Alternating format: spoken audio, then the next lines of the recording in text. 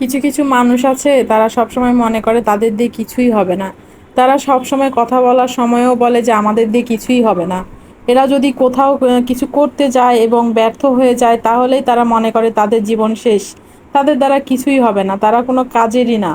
অথচ যদি আর একবার চেষ্টা করতো তাহলেই বোধ হয় সফল হতে পারতো। এরকম ধারণা অনেকেরই থাকে। হ্যালো গাইস, আসসালামু আলাইকুম, কেমন আছেন সবাই?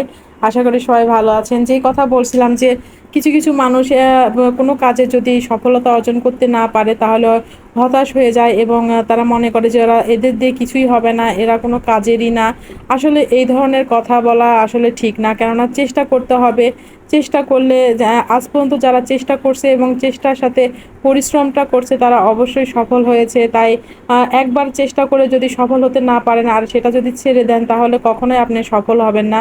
আপনার চেষ্টার সাথে সাথে পরিশ্রমটা করেই যেতে হবে, আর মনের মধ্যে একটা বল রাখতে হবে যে আমি সফল হবই এবং এখান থেকে আমি একটা কিছু করবই। তো এরকম একটা যদি মনোবল থাকে, তাহলে আপনি অবশ্যই কিছু করতে পারবেন। তাই কখনো একবার ব্যর্থ হলে আশা ছেড়ে দিবেন না, আবার নতুন করে শুরু করবেন।